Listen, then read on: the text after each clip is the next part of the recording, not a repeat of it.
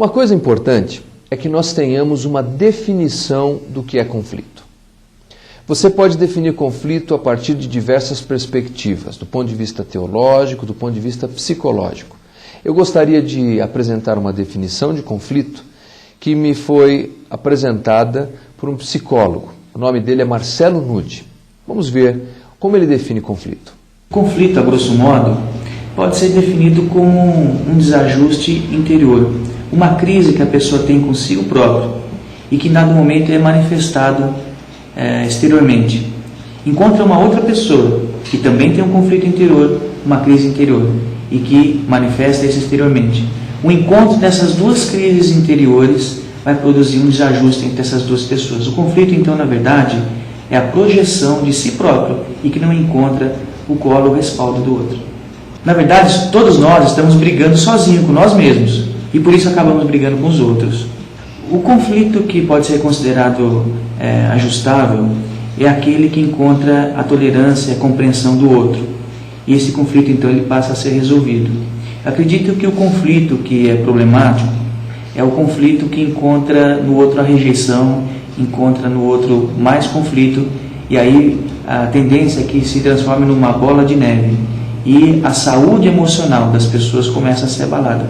Nesse momento, quando há o sofrimento, quando há desesperança, a gente pode dizer que o conflito já não está mais dentro dos limites aceitáveis. Na verdade, todos esses comportamentos, alguns mais adequados socialmente, outros não, têm a finalidade de nos proteger da dor que o conflito está causando. Eu acho que o mais importante não é tentar mudar a maneira como lidamos com os conflitos, mas tentar resolver os próprios conflitos. Particularmente acredito que a Bíblia dá muitas dicas que podem ser adotadas nos nossos dias. Nós temos que estar muito atentos para saber como é que nós podemos utilizar o que a Bíblia diz, porque todos esses preceitos estão baseados no princípio cristão mais profundo do amor. Então nós, baseados no mesmo princípio, podemos encontrar soluções para o dia a dia. E quando ferimos os princípios bíblicos, por mais inteligente que seja a saída, ela não vai produzir o mesmo efeito que a Bíblia diz que produziu essas dicas que você citou. Uma outra definição de conflito é a seguinte: diferença de opinião e propósitos que frustre os interesses, alvos, preferências e desejos de alguém. Diferença de opinião, de propósitos, de preferências que frustre a expectativa do outro. A maioria das pessoas com quem eu converso nesses meus 18 anos de conselheiro, os conflitos que eles enfrentam estão exatamente calcados nesta realidade. A esposa tem uma perspectiva e uma expectativa. O marido não supre essa expectativa. Ela se frustra. Isso gera conflitos. Os pais têm expectativas em relação aos seus filhos. E isso gera conflito.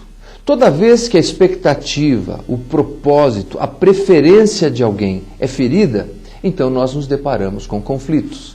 É mais ou menos como aquele filho que o pai o aborda e diz assim: filho, você pode abrir o seu coração. Diga, eu quero ser o seu amigo, me diga o que você quer fazer da vida.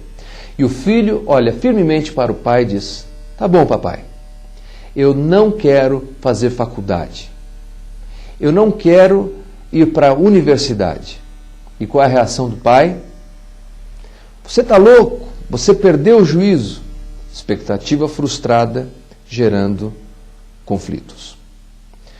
O que fazer então diante disso? Como podemos lidar com estes problemas? Lembre-se, o conflito é uma oportunidade.